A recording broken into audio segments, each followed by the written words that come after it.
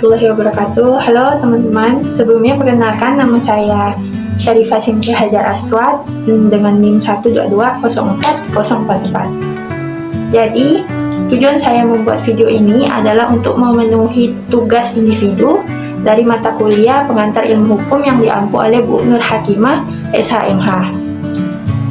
Nah, langsung aja ya teman-teman. Jadi di sini saya akan membahas tentang sistem hukum yang berkembang di dunia. Perlu teman-teman ketahui bahwa setiap negara memiliki sistem, norma, prinsip, dan hukum yang berbeda-beda sesuai dengan konteks wilayah negara tersebut.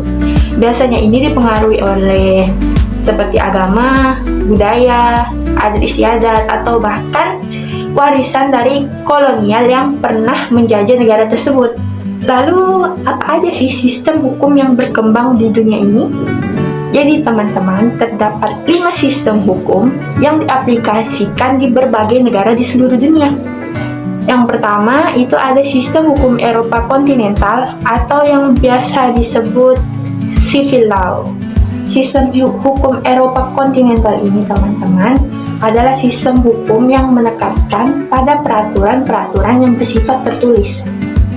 Nah, sistem ini kenapa sih disebut dengan sistem hukum Eropa kontinental?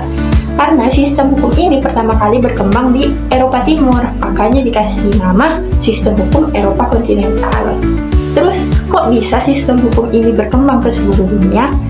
Yang membawa sistem hukum ini keluar Eropa adalah penjajahan Prancis. Dikatakan Prancis adalah negara pertama yang mengembangkan sistem hukum ini, kemudian diikuti oleh Afrika, Cina, Indonesia, dan lain-lain.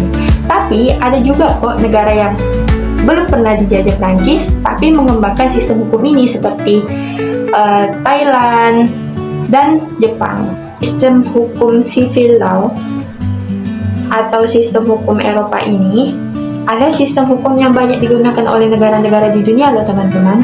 Prinsip utama yang menjadi dasar sistem hukum Eropa kontinental ini adalah bahwa hukum memperoleh kekuatan mengikat karena diwujudkan. Adapun sistem hukum dalam civil law ini, pertama itu peraturan perundang-undangan. Terus ada juga kebiasaan yang hidup dan diterima sebagai hukum oleh masyarakat selama tidak bertentangan dengan undang-undang. Terus ada traktat atau perjanjian antar negara, dan ada jurisprudensi, yaitu putusan hakim terdahulu. Kemudian ada sistem hukum Anglo-Saxon atau common law. Nah, sistem hukum ini berbanding terbalik dengan sistem hukum civil law. Karena pada sistem hukum ini, hakim ini mempunyai wewenang yang luas untuk menafsirkan peraturan-peraturan hukum, menciptakan prinsip-prinsip hukum baru yang dapat digunakan hakim-hakim lainnya dalam menyelesaikan perkara yang serupa.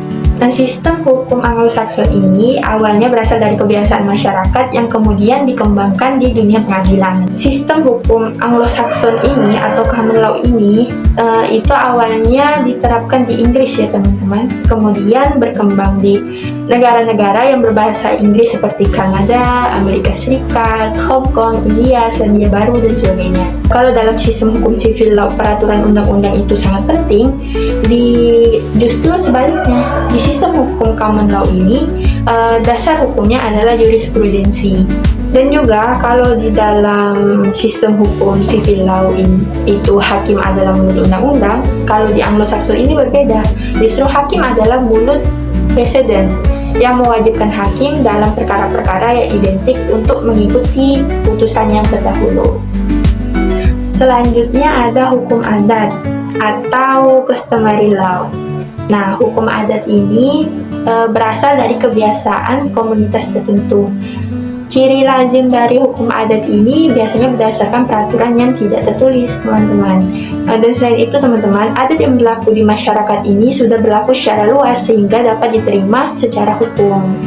Nah, biasanya penerapan hukum adat ini berlaku di negara-negara Afrika atau Kepulauan Pasifik serta beberapa negara di Asia. Selanjutnya ada sistem hukum agama atau religious law. Nah, sistem hukum agama ini adalah sistem hukum yang diatur berdasarkan kitab suci dan kepercayaan agama. Nah, sistem hukum yang paling banyak diterapkan adalah sistem hukum Islam atau hukum syariah. Sistem ini juga mengatur kehidupan publik dan privat masyarakat. Lazimnya, hukum agama Islam kerap ditemukan di beberapa negara di Afrika, di Timur Tengah, Asia Tengah, Asia Selatan, dan juga diterapkan di negara-negara yang masyarakatnya itu mayoritas Muslim. Kemudian sistem hukum yang terakhir itu adalah sistem hukum sosialis. Nah, sistem hukum ini adalah nama lain atau nama resmi dari sistem hukum di negara-negara komunis. Sistem hukum sosialis ini berasal dari hukum Uni Soviet yang dikembangkan dari tahun 1971. Sumber hukum dari sistem hukum sosialis itu adalah keputusan tertinggi para penguasa berupa produk kebijaksanaan pemerintahan atau negara. Dengan kata lain, tidak ada sumber hukum yang resmi, melainkan hukum adalah penguasa negara dan hukum membela rakyat proletar. Sistem hukum sosialis ini lebih bersifat progresif daripada normatif. Nah, itu tadi 5 sistem hukum yang berkembang di seluruh dunia. Kalau menurut teman-teman sendiri, untuk negara kita Indonesia ini lebih menggunakan sistem hukum yang mana ya? Tulis di kolom komentar. Saya rasa sekian presentasi dari saya, kurang dan lebihnya saya mohon maaf yang sebesar-besarnya kepada teman-teman. Assalamualaikum warahmatullahi wabarakatuh. Selamat beraktivitas.